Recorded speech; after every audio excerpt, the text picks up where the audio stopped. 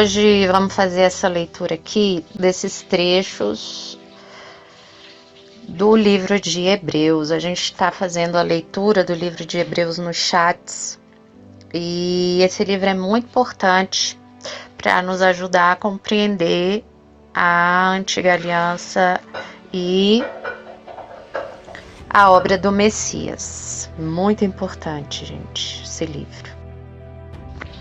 Bom, tem muita informação aqui, muita mesmo. Eu vou tentar dar uma resumida para o áudio não ficar muito grande, tá bom? Então vamos começar aqui, ó. Trechos de Hebreus 1 a 3. São trechos diversos, tá? Ó, vai começar assim, ó. Havendo Yahuá, desde a antiguidade, os textos antigos, o testemunho antigo, Antigo Testamento, falado em várias ocasiões e de muitas formas aos nossos pais, por intermédio dos profetas. Aqui ele está falando como o Criador se revelava. Ele se revelava por meio dos profetas e de várias formas, né? Ele tirou lá o povo do Egito, se revelou ali abrindo o Mar Vermelho. Lá na antiguidade ele se revelava dessa forma. E aí continua. Nestes últimos tempos, veja que o escritor de Hebreus, ele se refere ao tempo dele como últimos tempos. Então, do Messias até nós, é como se fosse assim, esse tempo do Messias até nós é considerado como últimos tempos, mesmo que pra gente tenha aí 2000 anos, né, gente? 2000 anos. Mas, profeticamente, tudo isso é considerado últimos tempos para que os gentios possam entrar, para que a plenitude dos gentios possam entrar. Lembra que o Criador está fora do tempo, então assim, a gente pode pensar, 2000 anos, últimos tempos, não tem nada a ver. Pois é, mas na contagem de tempo do Criador é diferente. Tanto é que a última semana de Daniel também está parada aí nesse último tempo. É assim que muitos estudiosos da palavra, movidos pelo Espírito Kadosh, entendem isso daí. Inclusive, quem tiver aí um entendimento diferente, tá? Escreve aí nos comentários. E aí, nestes últimos tempos, nos falou mediante seu Filho, a quem constituiu o herdeiro de tudo o que existe, por meio de quem criou o universo. Aqui a palavra grega para universo é aion. Aion também tem significado de era, geração. A gente vê essa palavra, inclusive, sendo usada aí em movimento de nova era, porque eles fazem uma salada aí, interpreta do jeito que quer, mistura com a Bíblia, gente, e aí fica aquela confusão, né? Pois é, aqui em grego, aion foi traduzido como universo. Então, aqui, ó, na palavra, o escritor de Hebreus deixa bem claro. Antigamente, o Criador se revelava de uma forma. Com o Filho, ele se revelou de outra forma. Continuando a leitura. Ele, que é o resplendor da glória e a expressão exata do seu ser, sustentando tudo o que há pela palavra de seu poder. Depois de haver realizado a purificação dos pecados, ele se assentou à direita da majestade nas alturas, tornando-se tão superior aos mensageiros. Nas traduções, nas nossas traduções está anjos, mas eu deixo mensageiros porque quando a gente coloca mensageiros, a gente pode ter uma interpretação mais clara do texto. Porque mensageiros também pode ser quem? Aqueles profetas que falaram da parte do Criador, pessoas comuns e não somente mensageiros celestiais. Então, ó, tornando-se tão superior aos mensageiros, anjos, quanto o nome que herdou, e ainda mais excelente do que eles. Yahushua, ele é superior. Ele está explicando isso para uma audiência israelita, uma audiência de hebreus, uma audiência que conhecia a Torá, uma audiência que estava acostumado com as práticas e as tradições que estavam sendo praticadas ali no tempo deles, pelos fariseus. Então ele está explicando, ó, sabe esse que veio aqui e morreu? Pois é, ele é superior aos profetas, ele é superior aos mensageiros celestiais, ele é superior. Então vocês não precisam ter medo. Vocês não precisam ter medo de crer, porque a palavra, o testemunho, confirma ele, confirma a obra dele. Então não precisa ter medo. Podem crer. Entendeu, gente? Porque as pessoas tinham medo, igual hoje, né? Muita gente aí segue tradições católicas, missa, comunhão, comunga, né? E muita gente aí tem medo. Ah, se eu parar de fazer isso, eu não vou estar seguindo a fé verdadeira, eu não vou estar purificando os pecados. É a mesma coisa, gente. A mente da pessoa é a mesma coisa. A pessoa acha que tem que estar fazendo alguma coisa para que os pecados dela estejam sendo expiados. Ela esteja sendo perdoada dos pecados. O homem natural é isso, ele tem que ter aquela sensação, sabe, de que tá fazendo alguma coisa que tá purificando o pecado. Senão não fica tranquila, a pessoa não sossega. Não é assim? A gente não costuma ver as pessoas assim, ah, fiz isso, tô com a minha consciência tranquila. Ah, fui na igreja, fiz isso e aquilo, comunguei, tô com a minha consciência tranquila. Não, a gente não vê, às vezes, pessoas fazendo isso? Tá, é a mesma coisa. O pessoal naquela época tinha medo. Ah, eu tô fazendo aqui meus votos, tô sacrificando, e assim eu tô expiando meu pecado. Foi assim que Moisés ensinou. Agora, assim, vem uma pessoa aí que eu nem, né, não sei quem é. Acontece tudo isso com ele. E diz que eu não preciso mais fazer isso? Será, gente? Será? Aí é que entra a fé, né? Por isso que a gente vê aí nos evangelhos falando sobre fé, porque era dirigido para aquele povo especificamente. E aí aqui no livro de Hebreus, o escritor faz questão até de fazer referência aos escritos antigos para falar, ó, gente, estava profetizado do Messias, sabe o Messias esse daí que vocês estão com medo de ver, né, de acreditar e tal? Já estava profetizado sobre ele. Aí aqui, ó, é quando o evangelho é pregado, a palavra é pregada. A palavra precisa ser pregada, né, gente? Porque a própria escritura diz, né? Como crerão se não tiver quem pregue, né? Como? Então, a palavra ela precisa ser pregada para que as ovelhas possam ouvir a voz e seguir o pastor. Então, assim, não importa se a pessoa ela é um eleito desde a fundação do mundo, ela precisa ouvir o chamado, então precisa ter quem pregue, o evangelho precisa ser pregado, entendeu, gente? Porque tem pessoas que falam assim, ah, se é eleito não precisa pregar. Não é assim que funciona. O eleito, ele tá, é como se ele estivesse ali dormindo, mas com a pregação, né, ele ouve a voz, reconhece a voz do pastor e segue. É assim, é o chamado, é o pai chamando.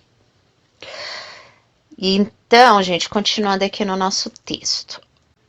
Porquanto, a qual dos mensageiros, ou anjos, o Criador alguma vez afirmou, tu és meu filho, hoje te gerei. Isso daí tá em Salmos. Ele tá usando os Salmos para falar que o Criador estava profetizando do Messias. Vamos ver qual Salmo tá escrito isso? Isso está escrito no Salmo 2, que é um salmo bem legal, gente, que esse salmo tem tudo a ver, sabe, com as artimanhas dos gentios, dos povos que não seguem o Criador. Eu vou até ler desde o 1, porque é muito legal. Ó, por que se enfurecem os gentios, os pagãos? E os povos imaginam coisas vãs, coisas inúteis. Os reis da terra se levantam, os príncipes conspiram contra Yahuá e contra o seu ungido. Olha que interessante, já desde aquela época os príncipes pagãos e os reis da terra já conspiravam contra o Criador, contra os princípios do Criador, contra a verdade. Por quê, gente? Porque o homem natural, ele não aceita a verdade, ele não aceita esse controle moral que a Bíblia nos impõe. Por isso que é uma luta da carne contra o espírito. Porque a carne, ela quer liberdade para fazer o que ela quiser. Por isso que vem o livre-arbítrio aí, né, gente? O livre-arbítrio do pecador é livre-arbítrio para fazer todas as coisas que a carne dele deseja. É a liberdade para ele dar vazão às próprias inclinações pecaminosas que ele tem da carne dele. Essa é a liberdade. Esse é o livre-arbítrio do pecador. Então, aí desde essa época, gente, eles já conspiravam contra o Criador e o seu ungido. Quem é o ungido do Criador aqui? Alguns podem falar, pode ser algum profeta da época. Será? O próprio texto vai dizer pra gente quem é. No verso 3, continua. Rompamos os seus laços, as suas ataduras, em outras traduções, e sacudamos de nós as suas algemas. Tá vendo? Ó? Os princípios morais do Criador é como algema pro pecador. Tipo assim, a gente não pode fazer nada, sabe? É como se fosse assim, um controle. Nós não queremos ser controlados, nós queremos deixar fluir todas as coisas da nossa carne. Nós queremos livre-arbítrio para fazer o que a gente quiser. Faça o que tu queres, vai de ser o todo da lei. Entendeu, gente? Desde esse tempo aí. Aí, no verso 4, ri-se aquele que habita nos céus, Adonai e a zomba deles. Aí, vamos pular para o verso 6 do Salmo 2. Eu, porém, constituí o meu rei sobre o meu santo monte Sião. Olha aí, já profetizando. Quem foi que o Criador constituiu? Proclamarei o decreto de Yahuá. Ele me disse, tu és meu filho, eu hoje te gerei. Olha aí, a profecia já do Messias. Por isso que o Messias fala. A palavra fala de mim, o Antigo Testamento fala de mim, tá sempre falando do Filho. O Filho veio se revelar, né? Veio como revelação do Criador e a palavra falava sobre ele. Que lindo, né, gente? E aqui tá. Tu és meu filho, hoje te gerei. Você vê que essa frase, essa fala, que ela parece que sai um pouco do contexto aqui, porque é como se fosse uma profecia mesmo, são palavras proféticas. A gente às vezes lê, né, algumas coisas do Antigo Testamento e a gente percebe que algumas coisas parecem que ficam um pouco desconexas, mas até isso é como se fosse, sabe, uma forma do Pai ali tá mostrando pra gente que ali tem uma profecia, né? Olha só, né? Como são maravilhosas as formas que o Pai se revela, porque isso também, gente, é para pegar só aqueles que realmente estão buscando tesouros na palavra, né? Quem não tá buscando tesouro na palavra, vai olhar isso e vai falar, que estranho, contradição, olha, parece que tá inventando, entendeu? Então é uma forma do Pai aí fazer as coisas, né, para que só os verdadeiramente sábios encontrem respostas. Lindo, né, gente? E tá, aí continuando aqui.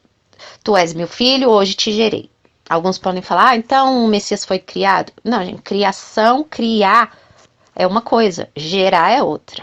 A palavra é diferente, né? O gerar é fazer parte, né, de algo qual você vê, vamos supor, a mãe, ela gera um filho, o pai gera um filho, gera, não cria, assim, de criar do nada, gera a partir, né, de uma parte dela mesma.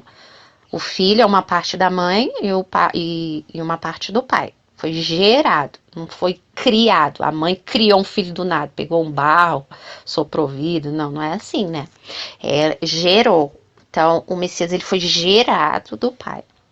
Lindo isso, né, gente? Aí, continuando aqui, ó. Pede-me e eu te darei as nações por herança e as extremidades da terra por tua possessão. Com vara de ferro as regerá e as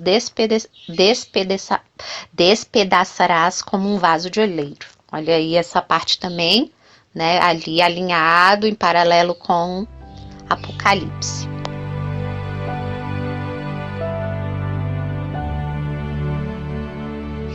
Ó, agora vamos para o verso 10 de Salmo 2. Agora, pois, ó reis, sedes prudentes, deixai-vos advertir, juízes da terra. Servi a Yahuá com temor e alegrai-vos nele com tremor. No verso 12, beijai o filho para que não se irrite. Olha aí, quem é o ungido? Jahuá, o filho. E veja aqui que em nenhum contexto tem algo relativo a filho, né? Não tem, é só aqui. Por quê? Porque é uma mensagem profética do filho. Beijai o filho para que não se irrite e não pereçais no caminho. E vocês não pereçam no caminho. Porque dentro em pouco se inflamará a ira. Bem-aventurados os que nele se refugiam. Se refugiam no filho. Olha que legal, né, gente? Então, eu vou voltar aqui para a continuação do livro de Hebreus. Então, a gente viu aqui, né, que o escritor de Hebreus, vamos considerar aí, foi Paulo, né, usou aqui Salmo 2 para falar, ó, o Messias é filho de Aroá, estava profetizado nele em Salmo 2. E outra vez, eu lhe serei pai e ele me será filho. Onde que está escrito isso, gente? Vamos ver? Isso está em 2 Samuel, que diz assim: será ele quem edificará uma casa em honra ao meu nome. Olha que interessante, em honra ao meu nome. Presta atenção nessa parte que honra ao meu nome, porque o Messias ele veio para manifestar o nome do Criador. Olha que interessante, não é? Por que que ele diz isso? Será que estavam ocultando o nome de Yahuwá no passado? Igual fazem hoje? E eu firmarei para sempre o trono dele. No verso 14, eu serei seu pai e ele será meu filho. Mesmo no tempo em que tiver que padecer pela iniquidade dos homens, eu mesmo punirei e açoitarei com o castigo dos humanos, aplicado por intermédio de homens. Olha isso, gente. Tá tudo profetizado do Messias. Essa tradução é a da King James. Essa é a melhor tradução para esse verso 14. Tá? Essa é a melhor tradução. Então, você vê que aqui, ó, o próprio pai diz, ó, eu mesmo punirei com o castigo dos humanos, aplicado por intermédio de homens. Tá vendo, gente? O Messias, ele precisava padecer, porque ele estava sendo punido pelos pecados dos homens. Ele estava expiando os pecados dos homens. E aqui, o próprio Criador já profetizava do Messias. Ele precisava cumprir toda a justiça. E qual que é a justiça? Pecadores, né, recebendo expiação dos seus pecados. O Criador não pode simplesmente deixar passar, tá bom, perdoa, não precisa fazer nada. Não, não é assim, ele é justo. Ele não pode agir com impunidade, ele não pode. Então, ele precisava enviar o filho para que o filho recebesse a punição pelos pecados daqueles os quais ele estava chamando e elegendo. Entendeu, gente? Então, aqui vocês veem, né? Em 2 Samuel tá aqui profecia do Messias. E o escritor de Hebreus usou isso aqui, né? Para falar para o povo. Continuando. E uma vez, mas quando o Criador introduz o primogênito no mundo, declara: todos os mensageiros ou anjos de Yahuwá o adorem. Tá vendo? É o próprio Criador que está permitindo a adoração ao Filho. Quanto aos mensageiros, aos anjos, ele afirma: ele faz dos seus mensageiros ou anjos ventos e dos seus servos labaredas de fogo. Entretanto, a respeito do Filho revela: o teu trono, ó Elohim, subsistes por toda a eternidade, e o cetro do teu reino é bastão de justiça. Amas o direito e odeias a iniquidade. Por esse motivo, Yahuwá, o teu Elohim, te escolheu e te ungiu com óleo de alegria, como a nenhum dos teus companheiros. Aqui, gente, é importante prestar atenção, porque nas nossas traduções, como eles traduzem o nome do Criador como Deus, e traduz Deus também, Elohim, né, que é um título como Deus, algumas traduções fica bem estranha essa passagem. Ficaria mais ou menos assim, ó. A respeito do Filho, revela. Quem revela? O Criador, né? Yahuwá, o Pai.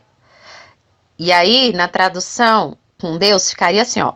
O teu trono, ó Deus.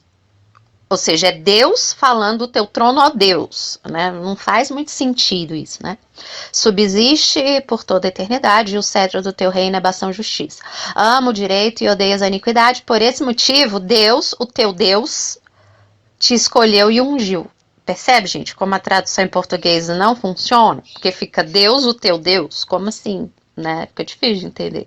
Mas não, é porque o filho é Elohim e o pai também é Elohim. Só que o pai é Yahuá, o filho é Yahusha. Né? São pessoas diferentes. E acrescenta, tu, Yahuá, no princípio estabelecestes os fundamentos da terra e os céus são obras das tuas mãos. Ora, qual dos mensageiros, Yahuá alguma vez declarou, senta-te à minha direita até que eu faça dos teus inimigos um estrado para os teus pés? A qual dos mensageiros, dos profetas, dos reis, né, escolhidos, a qual deles o Criador falou isso? A ninguém. Então, gente, ó, é uma profecia do filho. É isso que o escritor de Hebreus está ensinando para os israelitas. Não são todos os mensageiros, espíritos ministradores enviados para servir em benefício dos que herdarão a salvação?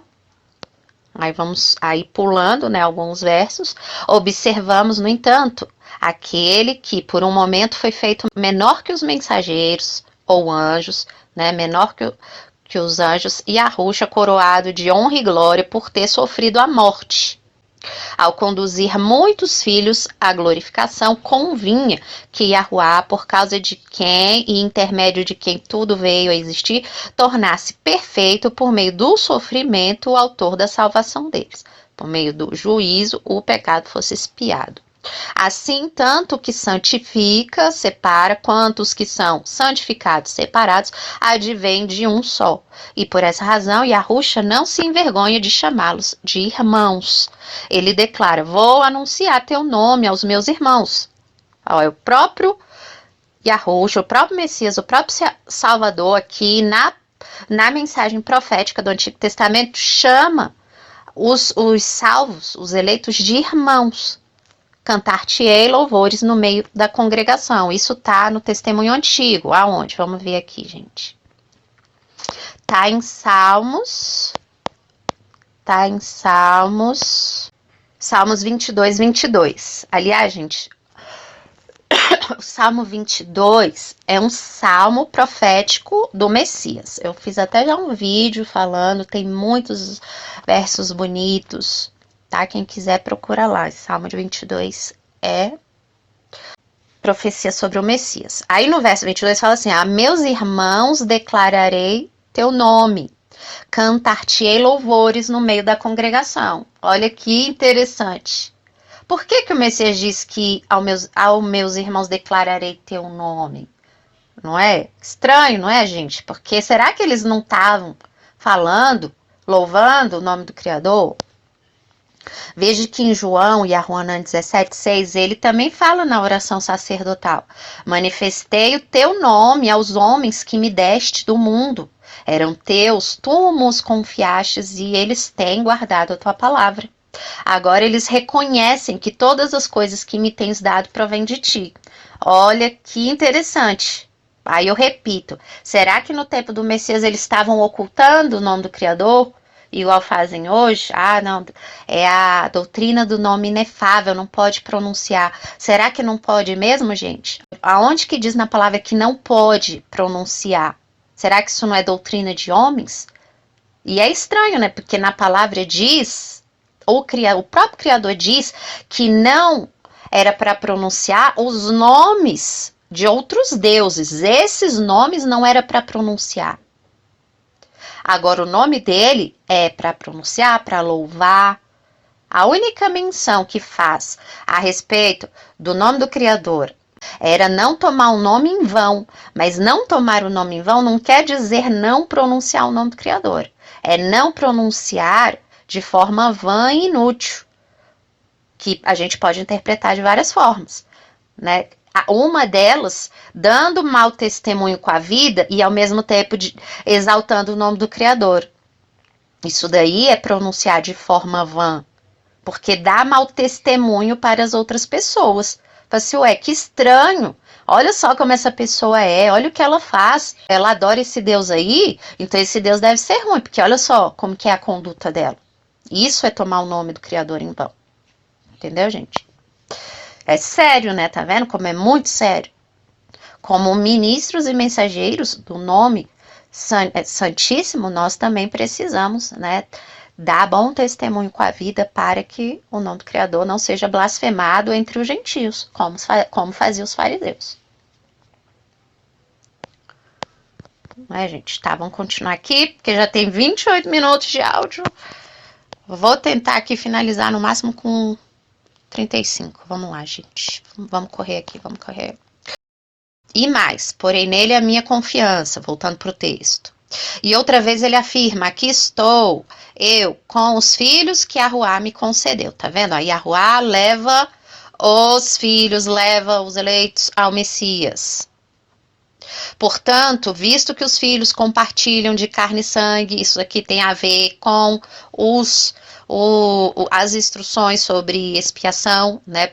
A carne do sacrifício era dividido, né? Em muitos casos lá, as pessoas comiam da carne dos sacrifícios.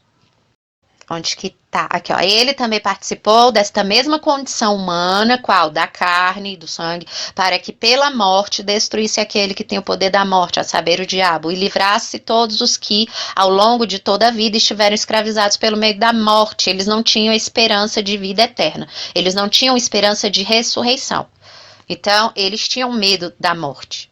Né? Esse era o testemunho antigo. Aí o Messias veio para trazer as boas novas. Não precisa temer a morte. É chegado o reino da vida eterna. Existe algo depois da morte. Então não precisam temer a morte. Entendeu, gente? É assim. Que lindo, né, essa mensagem. Por esse motivo, era vital que ele se tornasse semelhante a seus irmãos em todos os aspectos, a fim de que pudesse constituir-se sumo sacerdote misericordioso e leal em relação a Yahuwá e pudesse realizar propiciação pelos pecados do povo. O sumo sacerdote que realiza propiciação pelos pecados do povo. Então ele estava falando para os israelitas, olha, o Messias, ele é o sumo sacerdote, ele se ofereceu a si mesmo, o próprio corpo, para expiação de pecado de uma vez por todas, uma só vez, porque ele veio diretamente da parte de Yahuwá. Ele é o Cordeiro perfeito que veio da parte de Yahuwá. Então, é desse jeito. O sacerdócio dele é diferente dos outros sacerdócio levítico. Tá? Então, vocês não precisam ter medo. Pode crer que ele aqui agora faz expiação pelo pecado de vocês. Considerando, portanto, tudo que ele mesmo sofreu quando tentado, ele é capaz de socorrer todos aqueles que semelhantemente estão sendo atacados pela tentação. Ele padeceu tentação na carne, ele sabe como é que é as tentações na carne. Logo, ele intercede em benefício dos pecadores. Ele entende, ele intercede. Ele é o sumo sacerdote. Olha que lindo isso, gente. Ele foi fiel àquele que o constituiu assim, como também Moisés em toda a casa de Yahuwá. Tá vendo? Ele tá comparando aqui o ministério dele com o ministério de Moisés, porque os israelitas, eles confiavam no ministério de Moisés, mas Yahusha eles não conheciam. Então, o escritor de Hebreus está ensinando, olha, gente, ele foi servo também, ele obedeceu Yahuwá, só que ele é maior que Moisés. Né? Yahusha foi considerado digno de maior glória do que Moisés, pelo mesmo princípio que o construtor de uma casa possui mais honra do que a própria casa. Quem constrói a casa possui mais honra. O Messias, ele veio reerguer o tabernáculo de Davi. Moisés foi leal como servo em toda a casa de Yahuwá, dando testemunho de que haveria de ser revelado no futuro. Moisés, ele construiu o tabernáculo conforme ele viu um modelo no reino, né, e deu testemunho daquelas coisas na terra, mas o ministério verdadeiro haveria de ser revelado no Messias. Esse que não tem fim, esse que não é feito de coisas terrenas, mas de coisas celestiais que não podem ser destruídas, são eternas. O Messias veio trazer essa revelação, não é? Que lindo, né, gente? Hebreus 1 a 10, 13 a 14, 2, 9 a 15, 17 a 18 e 3, 2, 3 e 5. Tá? Esses foram os textos que eu li. fico por aqui. Um abraço a todos. Um ótimo sábado para vocês.